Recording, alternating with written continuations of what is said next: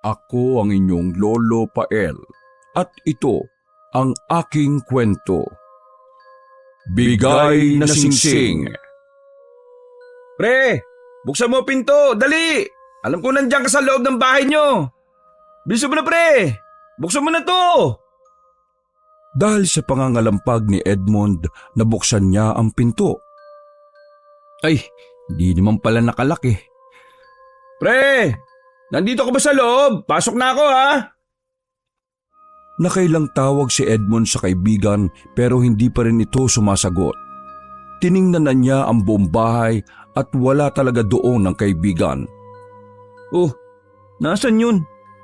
Bukas naman ang bahay nila. Baka lumabas lang. Siguro may binili. Hintayin ko na lang dito. Naupo muna siya sa sofa habang hinihintay ang kaibigan. Maya-maya ay dumating na rin ito. Oh, napunta ka rito pre. Bungad na tanong ni Gary nang maabutan si Edmond na nasa loob ng bahay.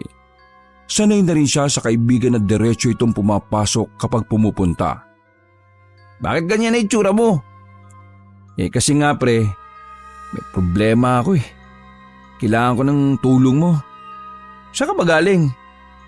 Eto, bumili ako ng ulam. Ano ba yung problema mo pre? Hindi na ba may pagbubukas yan? Nasasaktuhan mong palagi na wala akong pasok sa trabaho ah. Huwag mo muna akong ayain na mag-inom ah, wala akong pera. Saka mas gusto ko magpahinga ngayon. Hindi perang problema ko pre. Langya. Lahat naman ng tao may problema eh. Pero ikaw lang itong di maipinta mo ka. Ano ba yung kasi? Bago sumagot si Edmond sa tanong ng kaibigan ay sinundan niya muna ito sa kusina. Nakikain na rin siya sa inihain na pagkain ng kaibigan kahit hindi ito inaalok. Hindi na rin siya sinita ni Gary dahil sanay na sila sa ugali ng bawat isa. Oo, easy pre. Baka mabulunan ka. Mukhang hindi nga pera problema mo ah. Pagkain pala. Oh, ngayon, nasagot na ang problema mo. Hindi pre. Nung isang linggo kasi, nag-propose ako kay Grace. Nagpunta ako sa bahay nila kasi siya lang naiwan doon. Umalis kasi ang family niya, nag-swimming daw. Di raw siya sumama kasi tinatamad siya. Alam mo na, yung ayaw mong umitim. Sayang daw yung nagpibili pa siya ng papaya soap tapos iitim lang siya sa swimming, di ba? Kaya habang nandun ako, nag-propose na ako sa kanya. Ayun, tuwang-tuwa naman siya. Ano naman ang problema dun? Good news naman yan ah. Kung problema mo ang pera sa pagpapakasal, abay mag-ipon ka na. Pero teka, problema ba yun? Tinanggihan ka ni Grace? Hindi pre, tuwang-tuwa nga di ba? Okay. So, pera nga ang problema mo. Kung ganon, wala akong may pauutang sa'yo no. Alam mo naman ang asawa ko kapapanganak lang. Laki ng gastos namin kasi CS yun. Pinauwi ko nga di ba sa probinsya yun kasi di ko masikaso dito dahil nagtatrabaho ako. Kaya hindi kita matutulungan pre no. Hindi naman nga yun pre, iba to. Ano nga yung problema mo? Ganito, natatandaan mo ba nung nakarambo na sinabi ko sa yung may sideline akong gagawin? Oo, yung sementeryo? Oo, yun nga. Nagbutas kami ng nicho pre. Kasi yung kalansay tatanggalin. Gagamitin daw kasi ng pamilya yung nicho. May ililibing daw silang namatay na kamag-anak eh. Oh, ngayon, ano problema dun? May nakita akong singsing pre. Isang pares naman yun. Siguro, walang may gustong gumamit sa pamilya kaya isinama dun sa bangkay nung inilibing dati. Pre, singsing naman yun eh. Di naman malalaman ng pamilya na nawala, di ba? Nalimutan na siguro nila yung tungkol dun. Kaya, pre, kinuha ko. Yun ang ginamit ko sa pagpo-propose kay Grace. Langya ka pre. Ninakaw mo yung singsing ng patay. Alam ba ni Grace yan? Syempre hindi. Papatay na ko nun kapag nalaman niya. Naman, Ikaw ba naman ang bigyan ng singsing ng patay? Siraulo ka talaga oh. Bawiin mo na lang sa kanya at palitan mo na lang ng ibang singsing no. Sabihin mo, napulot mo lang yon. O kaya inutang mo. At dahil hindi ka nakapagbayad binawi ka mo. Palitan mo na lang ng kahit mumurahin no. Pero teka nga, sabi mo nga di naman nahahanapin ang pamilya nung namatay yung singsing. Baka wala nang ang problema. Siguro hayaan mo na lang kaya. Di kaya wag mo na lang sabihin kay Grace na singsing ng patay yun. Ano bang itsura nung singsing? Uy pre, maganda pangyayamanin. Di ko nga lang alam kung gold o plated lang Di ko pa pinapati sa pawn shop. Baka mamaya kasi malaman na ninakaw ko lang yon. Buti hindi nagtanong si Grace kung saan mo kinuha yung singsing na ganun kaganda. Wala ka namang permanenteng trabaho, di ba? Nakko, hindi magtatanong sa ganyan no. Basta bigyan siya ng maganda. Tuwang-tuwa na yun. Saka baka mo kapag binigyan ko ng mumureng singsing yun, doon ako awayin nun. Sabi pa naman nun sa akin dati kapag daw magpo-propose ako, gandahan ko naman daw yung singsing para magandang i-flex. Pero hindi naman yun yung problema ko pre. Oh, hindi yun? Di ano nga? Kasi mula nung isinuot ni Grace yung singsing, kung ano-ano raw yung nararanasan niya. Palagi niya akong tinatawagan Feeling daw niya, may kung ano dun sa singsing na suot niya kasi mula daw nung ibinigay ko yun sa kanya nakakaranas na siya ng mga kababalaghan. Siyempre ako, puro palusot. Tapos, nung pinuntahan ko siya sa kanila pre, nakita ko, may lalaking palaging nakasunod sa kanya. Ha? Lalaki? Oo pre, multo pre, multo. Kaya yun ang problema. Anong gagawin ko? Sinabi ko kay Grace na babawiin ko na lang yung singsing kung sa tingin niya mukhang minumulto siya dahil doon. Ayaw naman niya ibigay. Baka daw ibigay ko lang sa ibang babae ko. Nagalit pa sa akin. Hindi nga pre, sigurado ka? Multo? Kailan ka pa nakakita ng multo? Ano ba ka naman ng pre Matagal ko nang sinabi sa'yo na nakakita ako ng mga multo. Di ka kasi naniniwala sa akin Akala mo kasi palagi ako nagbibiro Abay mali ko ba kung totoo yung pinagsasabi mo? Mukha mo pa lang kasi mukha ding hindi seryoso Uy pre, seryoso ako kay Grace no. Kita mo nga umabot kami ng 5 years. Kahit na bungangera yon. O sige, ganito na lang pre. Kapag ako mismo nakakita ng multong yon, maniniwala na ako. Ay nako, ano ka ba naman To see is to believe pa? Ang problema ko, paano ko mapapaalis yung multo? Kung sa singsing galing yung multo, di bawiin mo nga yun sa kanya ng sapilitan. Tapos itapon mo yung singsing. O kaya ibaon mo uli sa lupa. Problema ba yun? Aminin mo na lang na ninakaw mo sa patay. Oo nga Yun na nga pre yung problema ko Ayaw na ngang ibalik sa akin ni Grace yung singsing. Hihiwalayan daw niya ako at hindi na niya ako pakakasalan kapag binawi ko yung singsing na yun. Ang gawin ko raw, tanggalin ko yung multo.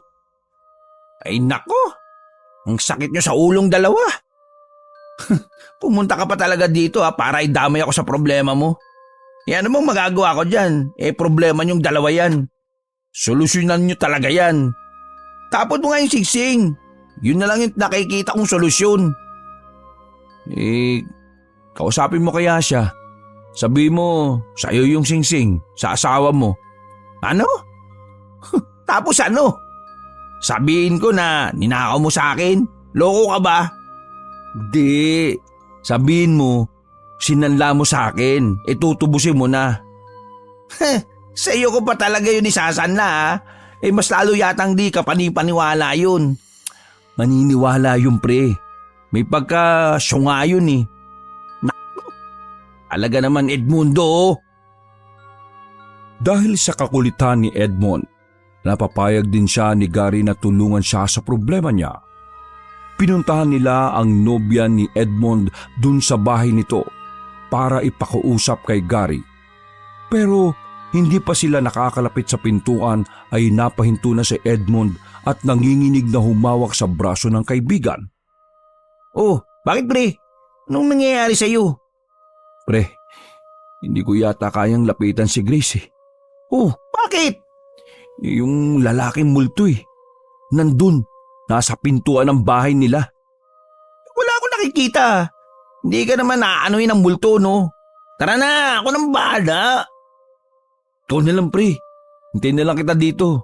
Palabasin mo na lang si Grace. Sabihin mo, mag-uusap lang kami. Tayo. Ay, naku! Sige na nga, sige. Hintayin mo ako dyan, ha? Inihatid pa ng tanaw ni Edmond ng kaibigan ng puntahan nito si Grace. Titig na titig siya sa nangyayari. Pero hindi siya makatingin sa multo dahil pakiramdam niya ay sa kanya ito nakatingin. Nang makita niyang sinulyapan siya ni Grace, nginitian niya ito. Bagya siyang napatras at napasimangot dahil inambaan siya ng dalaga ng suntok. Ilang sandali pa'y nakita niyang lumabas na ang dalawa. Pero lalo siyang natakot dahil nakasunod ang multo sa kanila. Hala, ayaw talagang umalis ng multong to. Bakit ba ayaw niyang iwan yung jowa ko? Hindi kaya na-inlove na siya kay Grace? Tapos balak niyang kunin yung jowa ko? Di pwede no. Kahit na member pa yung jowa ko ng GMGRC. Ang grupo ng mga Girls Machine Gun Ratatat Combat. Mahal na mahal ko pa rin siya no. Di ako papayag na maagaw siya sa akin lalo na ng isang multo lang. Nang tingnan ulit ni Edmond ng dalawa habang papalapit, mas natuon ang tingin niya sa nakasunod na multo sa kanila.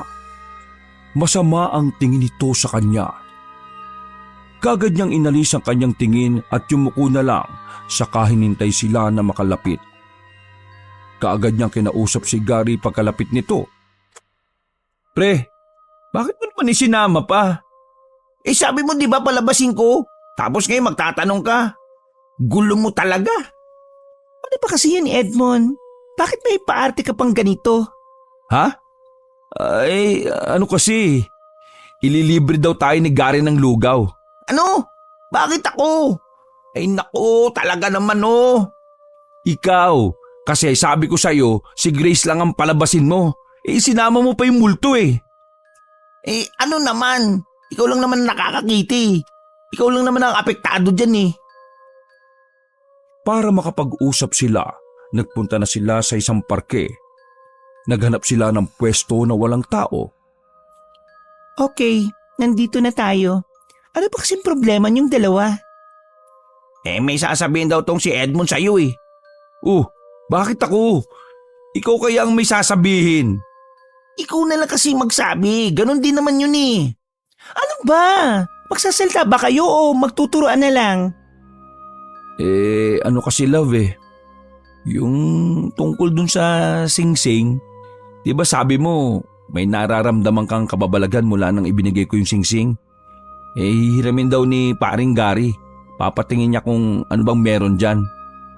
Saan ba kasi ito galing? Umamin ka nga. Ninakaw mo ba ito? Namutla na si Edmond sa tanong na yon ni Grace. Hindi na siya nakapagsalita. Panay ang siko niya sa kaibigan para saluhin siya nito. Pero dahil sa pagkabigla ni Gary, nasabi niya ang totoo. Ninakaw niya yan sa bangkay eh. Kinuha niya sa sementeryo. Ano? Totoo ba, Edmond? Huy, bakit mo naman sinabi? Di ba sabi ko sa'yo kukunin mo lang? Ay, naku, nakalimutan ko pre. Pasensya na. Naalala ko di pala ako magaling sa pagsisinungaling eh. Lalong nagalit si Grace kay Edmond. Sa galit nito ay pilit niyang hinuhubad ng singsing pero hindi na niya matanggal sa daliri. Tinulungan na ni Edmond ang kasintahan para alisin ang singsing pero napansin niyang sumikip ito sa daliri ni Grace. Ha? Bakit ganito na ito? Di ba hindi naman ito ganito kasikip noon? Tumaba ka ba? O tumaba ang daliri mo? Hoy, umayos ka ha. Namumuro ka na. Alisin mo na sa kamay ko yung singsing na yan. Baka kung sino pa yung may-ari niyan eh. Kaya pala pakiramdam ko para akong laging may kasama. Siguro lagi nakabantay sa akin ang may-ari niyan. Alisin mo na dali. Pinagtulungan ni na Edmond at Gary na alisin ang singsing pero hindi talaga nila maalis. Umuwi na rin sila ng bahay ni Gary para doon ipagpatuloy ang pag-aalis ng singsing sa daliri ni Grace. Sinabo ni Grace ang kamay niya para matanggal ang singsing pero masikip talaga ito kaya hindi niya maalis. Sa sobrang takot niya, napaiyak na siya. Ibinuhos niya ang galit kay Edmond. Pinagsasasampal niya ito. Panay naman ang ilag ni Edmond sa pananakit ng kanyang nobya. Oh, love, gagawa na ako ng paraan. Bakit kasi galon eh? Ang sikip kagad nung singsing. Huwag mo ko sisihin sa singsing, no? Sisihin mo ang kaingotan mo. Kadami-dami namang singsing kahit mumurain lang eh. Yung sa patay pa talaga. Walang iya ka talaga. Galit na galit si Grace kay Edmond. Umalis itong umiiyak. Uy, abuli mo yung jowa mo, pre. Ikaw naman kasi. Sabi ko sa'yo, wag mong sabihin yung totoo eh. Ayun, takot na takot. O, anong gagawin ko ngayon? Paano ko aalisin yung singsing na yun? Ipuntahan mo na nga kaya yung kamag-anak ng patay tapos sabihin mo yung tungkol sa singsing. Baka kasi may sumpa yun eh. At least, alam nila paano alisin yung sumpa, di ba? Eh, hindi ko nga sila kilala, no? Sumama nga lang ako doon. Eh di puntahan mo yung sinamahan mo. Malamang kilala niya yung mga kamag-anak ng kalansay. Isasamahan mo ba ako, pre? Dahil hindi na makatanggi si Gary, sinamahan na rin niya si Edmond. Pagdating nila sa bahay ng lalaking kausap ni Edmond, swerting naabutan nila ito. Ikinuwento ni Edmond sa lalaki ang tungkol sa singsing. Singsing ba nyo? Nakko, ibenta nyo na lang o kaya isan lang ng walang tubusan. Di naman nila yun hahanapin eh. Ho? Bakit nyo naman po nasabi? Eh di ba natatandaan mo, ang dami nating nakuhang gamit doon na buo pa. Ayun, pinagtatapon lang nila. May alahas din na iba. Hindi lang singsing, no? Aba, ang daming gamit, pinamigay lang nila. Kaya yung mga kasama natin noon, nambutasin natin yung nicho. Kinuha nila yung mga alahas. Ibinenta na raw nila kaya ibenta mo na rin yung singsing na nakuha mo. Naku, hindi pwede. Feeling ko kasi may sumpa yung singsing. Baka alam nila yung pangontra. Paano naman magkakasumpa yun? Kung meron man, ilapit mo na lang sa espiritista. Ano? Espiritista? Oo nga pre, tama. Pwede nga pala yun. Eh may kilala ka ba pre? Sandali, tatawagan ko lang yung katrabaho ko. Alam ko may alam siya eh. Kaagad na tinawagan ni Gary ang kasamahan sa trabaho upang itanong kung nasa nakatira ang kakilala nitong marunong makipag-usap sa mga namayapang tao. Matapos ibigay sa kanya ang address, ay walang sinayang na sandali ang dalawa. Pinuntahan nila kagad ang address. Parlor? Tama ba itong address mo pre? Parlor naman itong napuntahan natin eh. Ito yung address na ibinigay eh oh. Habang nag-uusap silang dalawa, sinilip sila ng baklang abala sa pagwawalis ng mga buhok sa parlor. Hoy, mga papa balls, anong sadya? Gupit ba? Massage? Huwag kayong tumambay dyan sa labas, no? Maharangan yung swerte eh. Hala, pasok dito. Kahit nagdadalawang isip ay tumuloy sa loob ang dalawa. Hindi kami magpapagupit. May hinahanap kasi kaming tao. Ay naku, Fafa. Hindi tanungan ang nawawala itong parlor ko, ano? Sa bungero ba yung hinahanap mong nawawala? Hindi. Ito ang pangalan na ibinigay sa akin ng kakilala ko eh. Dito kasi ang address. Kilala mo ba? Kinuha ng bakla ang cellphone ni Gary at binasa ang chat na ipinakita roon. Ha? Ay, kilala ko nga ito. Eh anong sadya nyo sa kanya? Sabi ko siyempre, tama ako eh. Dito nga eh. Eh kasi, may ipapatingin lang sana kami sa kanya. Nandyan ba siya? What? Ipapatingin? Malaki ba yan? Hindi. Ano to? Yung singsing lang. Ay, singsing lang pala. Hindi naman ito pawn shop, no? Hindi rin ako bumibili ng mga ganyang gamit. Hindi naman kami nagbebenta eh. Ipapatingin lang namin kasi mukhang minumulto yung singsing. Saan ba namin pwedeng puntahan yung espiritistang si Limuel? Minumultong singsing? Kaya pala kanina nung dumating kayo ang bigat ng aura nyo. Sabi ko na nga may karga kayo eh. O sige, maupo muna kayo. Maya-maya lang magsasarado na ako ng parlor. Magsasara? Bakit? Natural, gabi na. Bubuksan ko naman ang ibang business ko. Ano bang business mo sa gabi? Di kung ano ang sadya nyo. Ako si Leila sa umaga, sa gabi naman ako si Limuel. O sige, maghintay lang kayo dyan Napamulagat ang dalawa sa sinabi ng binabaing parlorista. Hindi na sila umimik. Umupo na lang sila sa upuang nasa gilid habang hinihintay itong magsara ng parlor. 7:00 na ng gabi nang hinarap sila ni Leila. Nagbihis na ito ng panlalaking damit. Saradong-sarado ang parlor at matapos iligpit ni Leila ang mga gamit ay inilabas naman niya ang mga gamit bilang espiritista. Inilagay niya ang bilog na lamesa sa gitna at nilagyan ng itim na tela. Halina kayong dalawa. Pag-usapan natin yung problema ninyo. Ano nga uli ang tungkol sa singsing? Wow! Ibang klase business mo Nagbabagong anyo kapag gabi. Ito kasi ang singsing. May nakikita ka bang kakaiba? Pwede ko bang testingin muna kung ginto nga ito? Hindi, joke lang. Sandali. Mabigat ang singsing mabigat ang presensya nito. Mukhang may kapares ito.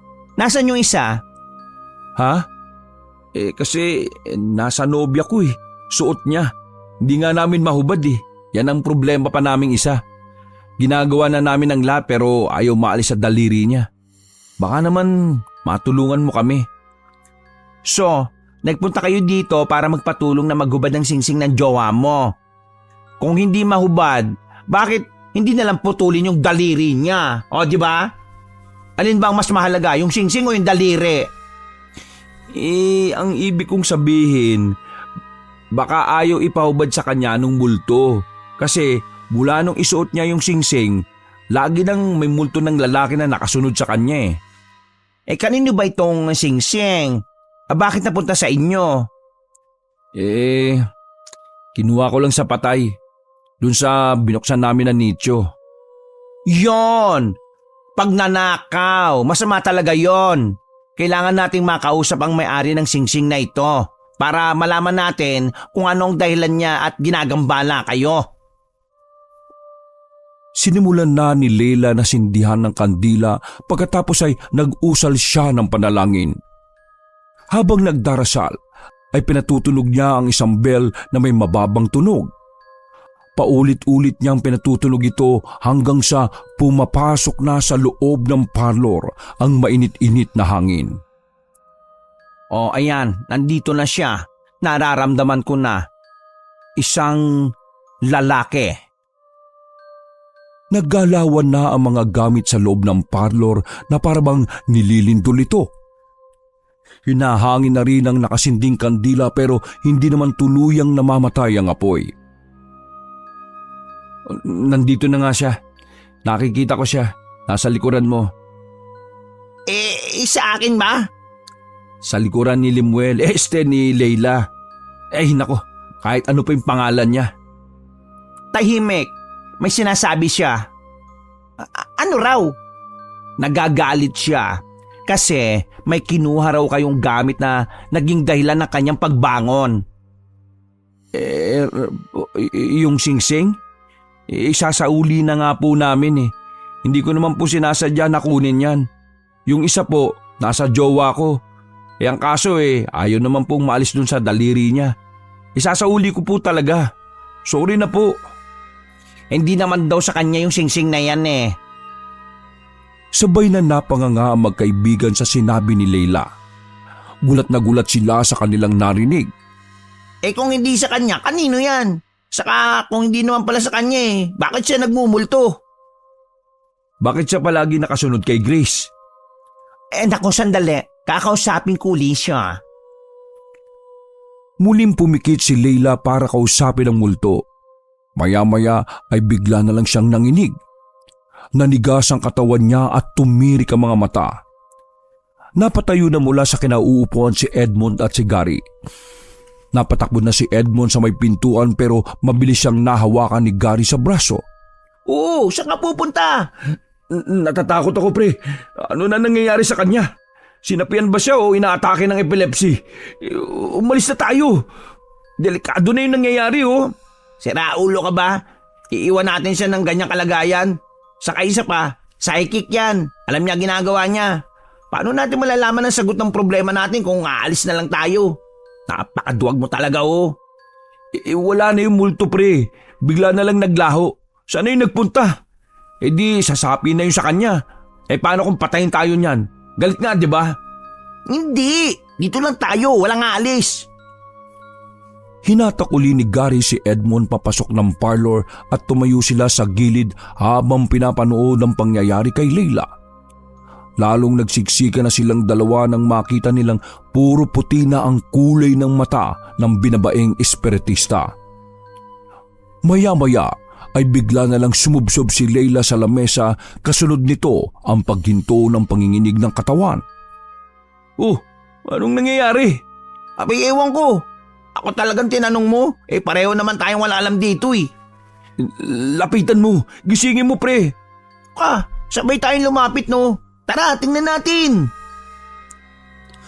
Pagkalapit nilang dalawa, saka naman nag-angat ng mukha si Leila dahilan para magsigawan sila sa takot.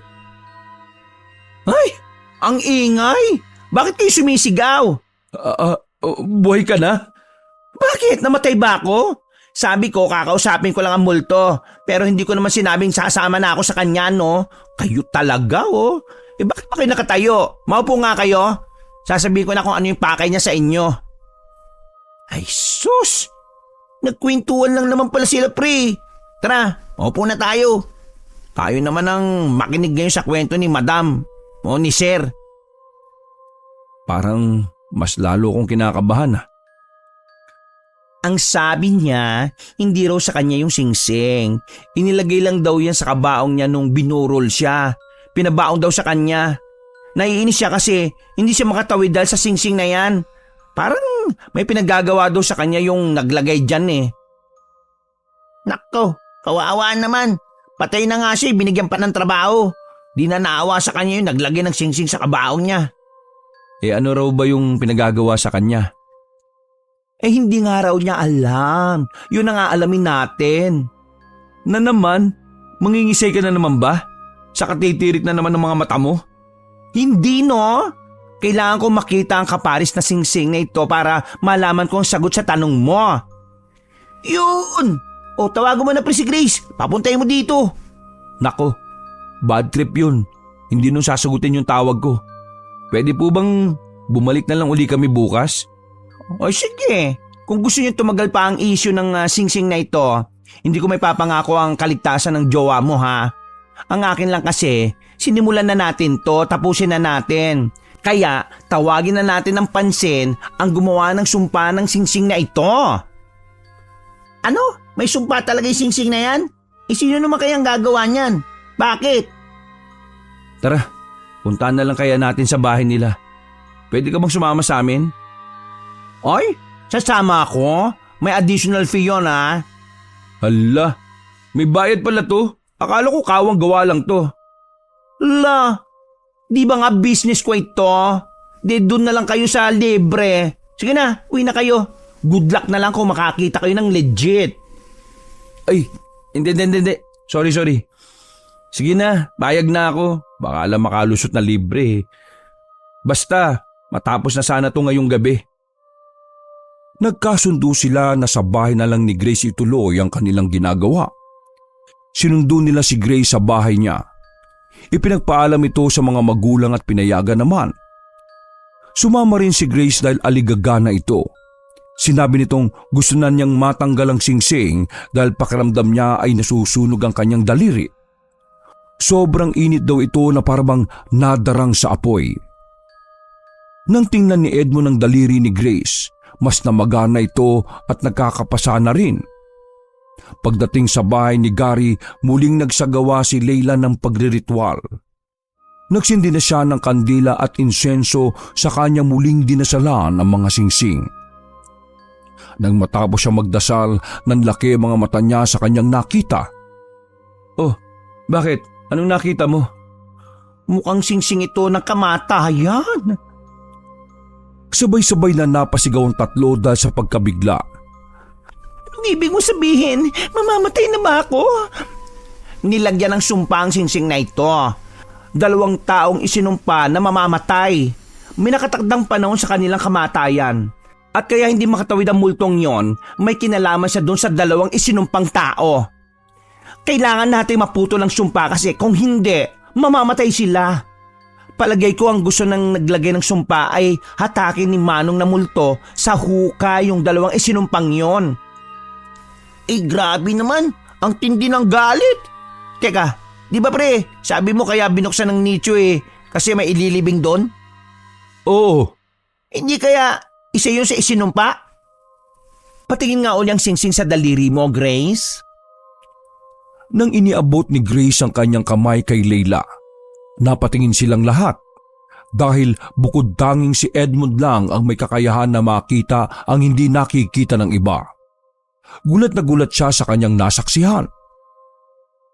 Ha? Bakit? Bakit ngayon ko lang yan nakita? Ang alin? Nasisense ko na may nakatali sa mga singsing na ito.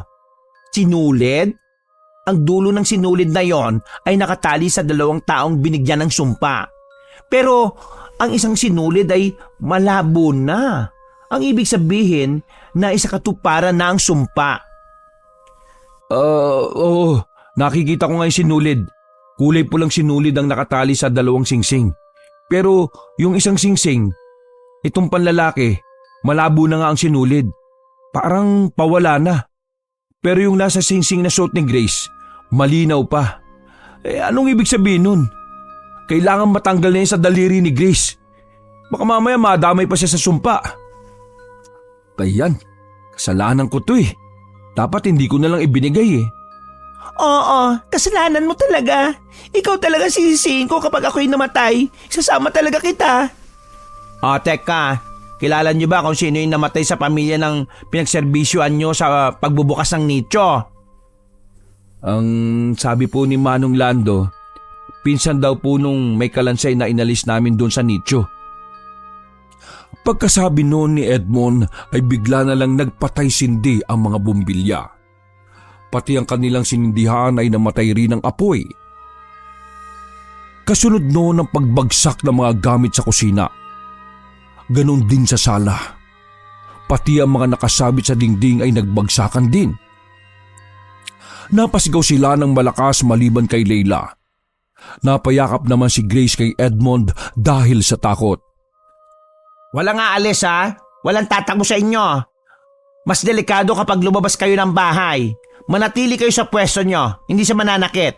Galit lang siya. Maya-maya ay biglang tumahimik. Hindi na rin nagsalita si Leila dahilan para lalo silang matakot. Nang bumalik ang liwanag ng bumbilya sa tapat nila, nakita nila ang katawan ni Leila na nakabulagta sa semento. Hindi ito gumagalaw. Anong nangyari sa kanya? Patay na ba siya? Hindi. Baka nakikipag-usap uli siya sa multo. Nakikita mo ba yung multo, Edmond? Hindi. Walang multo dito, pre. Patay na nga siya. Umalis na tayo dito. Humingi na tayo ng tulong. Sabi niya, walang aalis dito. Kapag umalis tayo, mapapahamak tayo. Tingnan mo, pre. Kung buhay pa siya. Nagdadalawang isip na lumapit si Gary pero dahil gusto rin niyang makatiyak, nilapitan niya si Leila at sinalat ang leeg nito kung may pulso pa. Napatras siya nang makitang nakatirik na ang mga mata nito at nakabuka ng malaki ang bibig. Ano pre? Ano nangyari? May pulso pa ba? Hindi ko alam pre. Hindi ko nararamdaman. Natakot kasi ako sa itsura niya. Mas lalo siyang pumangit. Nakanganga pa. Pulsan muli pre. Nilapitan uli ni Gary si Leila para pulsuhan pero napasigaw na siya at napalayo dahil bigla itong gumalaw. Oh, gumalaw na. Buhay pa. Bakit ka lumayo, pre? Nagulat ako eh. Ikaw kaya? Hindi ka ba magugulat? Maya-maya ay tuluyan ng nagising si Leila at naupo uli na parang walang nangyari. Nauuhaw ako. May tubig ba kayo? Ha? Meron. Nasa kusina. Pasuyo naman, please. Sandali, kukuha lang ako. Okay, salamat. Pagkainom ni Leila, nagkwento na uli siya sa kanila. Ang sabi ni Manong Ghost, namatay raw siya kasi inatake siya sa puso. Nalaman daw kasi niya na inahas ng pinsan niya ang babaeng mahal niya. Kung ang pinsan niyang ahas ang namatay, ibig sabihin tumalab nga ang sumpa at ang kasunod nun ay ang babaeng mahal niya. Kaya ayon, nag-usap kami ng dibdiban ni Manong Ghost. Kahit wala akong dibdib, no? Ayun, humihingi siya ng tulong na maalis ang sumpa sa babaeng mahal niya. Ayaw daw niya itong mamatay. Hindi raw niya gustong may mamatay. Hindi rin daw niya alam kung sino ang naglagay ng sumpa na yan. O paano? Anong gagawin natin? Kailangan maputol natin ang sinulid sa singsing na suot ni Grace kasi kapag hindi natin nagawa, baka makasama si Grace sa pagkamatay ng babae. Tingnan niyo ang daliri niya, nangingitim na oh. Sinyalis na ang sumpa ay malapit ang maganap. Ayoko pang mamatay. Tulungan niyo ako. Alisin niyo ang singsing na ito. Kahit putulin niyo na ang daliri ko. Ayoko pang mamatay. Hindi ako papayag na mamatay ka, love. Gagawin natin ang lahat para maalis yan. Kasalanan ko to eh. Kaya kahit ako na lang magbuwis ng buhay. Ay, ano pa bang pwede natin gawin, Limuel? Leila kasi. Pero sige na nga, Limuel muna. Gabi pa nga pala. Pero dahil naitanong mo yan, tama ka. Meron kang malaking ganap na gagawin natin. Ha? Ay, anong gagawin ko? Kahit ano gagawin ko? Kahit putulin ng daliri ng jowa mo, kaya mo? Ay, wag naman yun. Paano ko masusutan ng singsing yan kung putol na? Ang tanong, magpapasuot pa ba siya ng singsing? Na-trauma na. Hindi na ba, love? Di ba payag ka naman na sutan uli kita ng singsing? Kapag natanggal mo itong singsing na suot ko ngayon, pero kapag hindi, isasama talaga kita sa hukay ko. Hihilain ko talaga yung paa mo. O sige na, tama na yan. Di ba Edmond, may third eye ka? Nakikita mo yung sinulid? Oo. Kumuha ka ng gunting. Ikaw ang magpuputol ng sinulid. Pre, may gunting ka ba? Oo pre, pero sandali. Sa kusina meron, yung pang-isda. Pwede na ba yun? Oo, pwede na kahit ano. Mapurol na yata eh. Ayos lang ba? Oo. Hindi naman literal na sinulid ang puputulin no? Gusto mo, sinulid mo ang putulin ko? Ay, wag to. Yari tayo kay Mrs. Maiksi na nga ito puputulin mo pa. Pumunta si Gary sa kusina. Pero dahil sa mga nagkalat na gamit ay hindi na niya makita ang gunting. Natigilan siya sa paghahanap nang makita niyang gumagalaw ang gunting na mag-isa. Dahan-dahan itong lumalapit sa kanya. Nang huminto na ang gunting sa kanyang harapan, napatingin pa siya sa paligid para makita kung sino ang gumawa nun, pero wala siyang makita. Dali-dali niyang kinuha ang gunting at saka bumalik uli sa sala kung saan naroon ng mga kasama. Oh, eto na. Iniabot ni Gary ang gunting kay Edmond. Muling sinindahan ni Leila ang kandila at nagsimula na siyang magdasal para simulan ang pagpuputol sa sumpa at sa sinulid. Habang nagdarasal siya, umiiyak naman si Grace dahil nakakaramdam siya ng sakit sa kanyang daliri na parabang pinipiga ito ng mariin. Pakiramdam niya lalong lumilit ang singsing kaya lalo itong sumisikip. Dumadaing na siya sa kirot na dulot nito. Napapasigaw na siya at lalo namang nag-aalala si Edmond. Tiisin mo lang. Nagtatayuan na ang balahibo nila dahil lumalamig na ang temperatura sa bahay ni Gary. Nagpapatay sindi uli ang bumbilya hanggang sa sumabog na ang mga ito. Napasubsob na lang si Grace sa dibdib ni Edmond para hindi makasigaw ng malakas. Malalim na ang gabi at alam nilang makakabulahaw sila ng mga kapitbahay. Naririnig na rin nila ang mga tahulan ng mga aso sa labas. May ilan pang umaalulong na lalong nagpakilabot sa kanila. Putulin niyo na please! Ang sakit-sakit na! Inaagaw na ni Grace ang gunting na hawak ni Edmond. Gusto na niyang siya ang pumutol sa kanyang daliri pero pinipigilan siya ni Edmond. Kaunting tis pa, love. Matatapos din to. Ngayon na, Edmond, unti-unti mong hawakan ng sinulid. Pakiramdaman mo, kapag naramdaman mong hawak mo na ito, putulin mo na. Halos hindi na makagalaw si Edmond nang utusan siya ni Leila. Doon na siya ginapangan ng takot. Ano pang hinihintay mo? Gawin mo na! Gawin mo na sabi! Oo na, ito na nga. Huwag mo akong sigawan, ano ba? Baka daliri mo maputol ko. Nanginginig ang kamay ni Edmond habang inilalapit niya ito sa sinulid. Unti-unti niya itong hinawakan. Nang lumapat na ang kamay niya sa sinulid, bigla na lang siyang nagulat dahil nakarinig siya ng mga bulong. Hindi niya maintindihan ang sinasabi nito pero pakiramdam niya, hinahadlangan siya ng kung sino man na gawin yon. Napatingin siya kay Leila. Huwag kang makinig sa kanya, Edmond. Mag-focus ka sa ginagawa mo. Sa sinulid ka lang tumingin. Muling ibinalik ni Edmond ang atensyon sa sinulid na hawak niya. Nanlalabo naman ang kanyang paningin nang tingnan niya ito. Pakiramdam niya ay naduduling siya. Lalong kumabog ng malakas ang kanyang dibdib dahilan para lalong manginig ang kanyang kamay. Focus, Edmond! Focus! Umiiling-iling si Edmond para ikondisyon ang kanyang sarili. Pagkatapos ay seryoso niyang tiningnan ang sinulid. Inilapit na niya doon ang hawak na gunting. Alam niyang sinulid ang hinahawakan niya pero nanlaki ang mata niya nang makitang daliri ni Grace ang nakalagay sa talim ng gunting. Hindi! Bakit? Anong nangyari? Dinadaya ka ng paningin mo, Edmond. Sa akin ka makinig. Kailangan mo maputol ang sinulid. Isang beses lang natin ito pwedeng gawin. Huwag kang atras. Sakit ka magtiwala. Huwag sa nakikita mo. Gagabayan kita. Tama ang hinahawakan mo. Sinulid yan. Nararamdaman ko yan. Sige na, pumikit ka. Pakiramdaman mo ang sinulid saka mo putulin.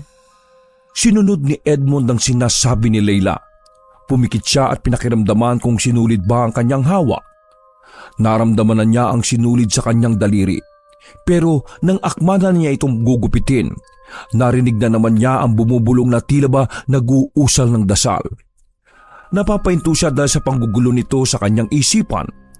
Maya-maya ay narinig na naman niya si Leila. Focus, Edmond! Focus! Putulin mo na ang sinulid, dali! Hinawakan niya ng maigpit ang sinulid at walang pag-aalinlangan na ginupit yon. Maya-maya ay bigla niyang naramdaman na nababasa ang kanyang kamay ng malapot na likido. Ano ang naputol ko? Ano to? Maya-maya ay nakarinig siya ng malakas na sigaw ng babaeng hindi niya kilala. Sinabayan din niyo ng malakas na sigaw ni Grace. Napamulat siya at napatingin sa pinutol niya dahil pakiramdam niya ay daliri ni Grace ang kanyang naputol. Ayan! Kuminawa na ang kamay ko! Akala ko mali naputol ko eh. Salamat naman at tama pala yun. Pero pakiramdam ko talaga daliri yun kasi naramdaman ko talagang may madaming dugo sa kamay ko eh. Pero wala naman pala.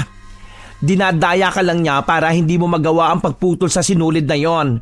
Ngayon, wala na siya. Wala na rin ang sumpa niya. Putol na. Pero wala naman tayong ilaw ngayon kasi sumabog lahat ang bumbilya. Kaya delikadong gumalaw, baka matapakan niyo yung mga bubog, ha? Tapos na ba? Wala na ba yung multo? Ikaw kaya ang nakakakita sa kanila, no? Pero sa akin, wala na akong nararamdaman na mabigat na presensya. Pati sa singsing, hindi ko na rin nararamdaman ng mabigat na aura. Ay teka, marami pala akong kandila na dala. Sindihan natin. Pagkasindi nila sa mga kandila, pinagtulungan ni na Edmond at Grace ang pagliligpit sa mga nagkalat na gamit. Nakahinga naman ng maluwag si Grace dahil natanggal na niya ang singsing ng walang kahirap-hirap. Parang nagdahilan naman ang kanyang daliri dahil bigla na lang itong bumalik sa normal. Nawala na ang pasa pati ang pamamaga nito. Hoy, Edmond, isauli mo na itong singsing na ito, ha? Sira ulo ka? Ipapahamak mo pa ako? Sorry na love, hindi na mauulit. Ibibili kita ng singsing. Totoo na to, promise. Tama na, ayoko na. Bahala ka na sa buhay mo. Break na tayo, sira ulo ka. Galit na lumabas ng bahay si Grace. Kahit tawag ni Edmond ay hindi na to lumilingon. Tuloy-tuloy lang na umuwi ang babae sa kanila. Uy, pre, bahala ka na muna kay Leila ha. Susundan ko lang si Grace. Ha? Ganun na lang yon? Uy, teka, yung bayad mo sa kanya, pre. Pre, ikaw na muna. Babalikan kita. Leila, salamat talaga na marami ha. Pasensya ka na. Susuwin ko muna yung jowa ko. Naririnig ni Edmond ang pagtawag ni Grace sa kanya, pero hindi niya ito pinapansin dahil bukod sa gusto niyang ayusin ang relasyon nila ni Grace, wala talaga siyang perang pambayad sa espiritista. Mas binilisan pa niya ang pagtakbo para hindi na marinig ang boses ng kanyang kaibigan na inis sa kanya. Uy, bumalik ka dito. Bayaran mo to at tulungan mo ako mag-ayos dito. Sorry pre, babawi na lang ako sa susunod na araw, promise. Babalik ako. Wakas!